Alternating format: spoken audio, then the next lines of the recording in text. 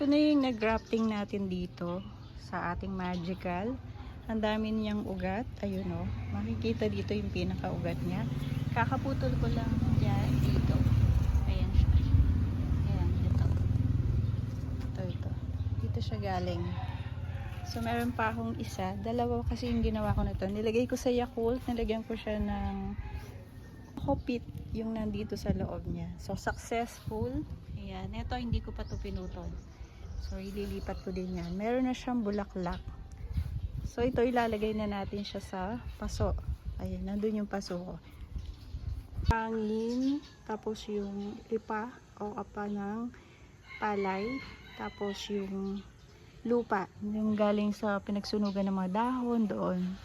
So, yun ang ilalagay natin. Yun. Tapos ilalagay natin siya ngayon dito sa paso na to. So, ayan. At least mayroon na siyang bulaklak. Ang ganda. Yun ang pinakaugat niya. Oh. Kita nyo ba? Yun. So, ilipat na natin siya. Transfer na natin siya sa paso. Galing. Napakadali lang gumawa nito. Mag-grafting. So, lagay mo lang butat, hiwain mo to. Yung Yakult. Ayan. Hiniwa ko siya dyan. Tapos, inipit ko lang to. Una, lalagyan mo siya ng Coco-Pit sa loob. Ayan. Tapos, babalutan mo siya ng plastic. Yung hindi sisingaw dito. Para mag-moisture yung pinakaloob niya. Para mag-ugat. So, napakaganda. Ayan. So, meron na tayong instant bonggabilya. Ayan. May bulaklak na agad siya. Galing, no? Lagyan pa natin siya ng lupa. Ayan, madami.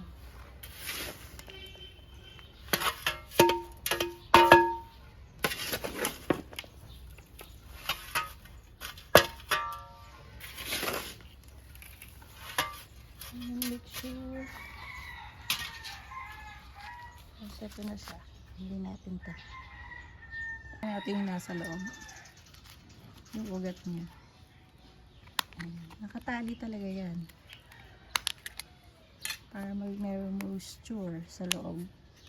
Yun ang magsisibing pinakatubig niya. Ayan, parang pawis. Ayan o. Uy. Ay sinaka. Kailangan maingat para hindi magalaw yung mga ugat.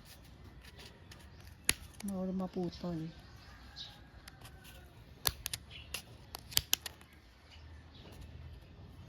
Ayan, medyo mahirap. Medyo matigas kasi itong Yakult na lalagyan.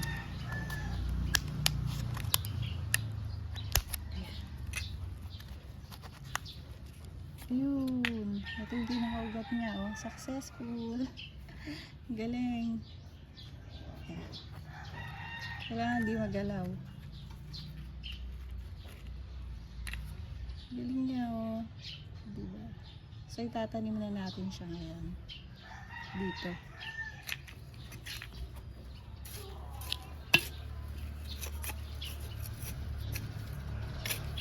Oh, pakita ko ulit yung pinakaugat. Ayan yung ugat niya. Nag-ugat talaga siya. Ayan yung Coco-Pit. Ito. Coco-Pit yan. So, yan. Nakaano yung pinaka lalagyan ng Yakult. Ah, diba? Ang galing. Pwede yung Yakult. Pwede yung gamitin. Ibaw natin siya.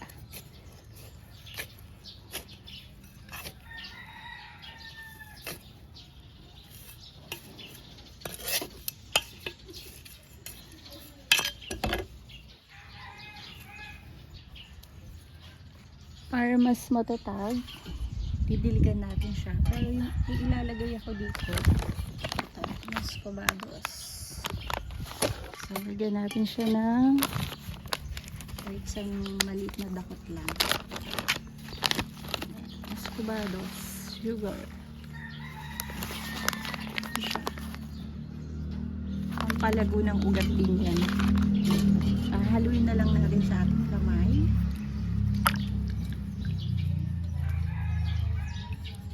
Natin siya idilig. Diba? Successful. Dagdagan pa natin ng lupa.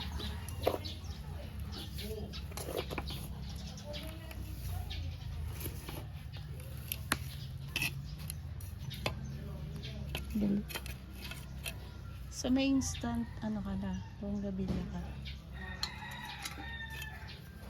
May bulaklak. O, diba?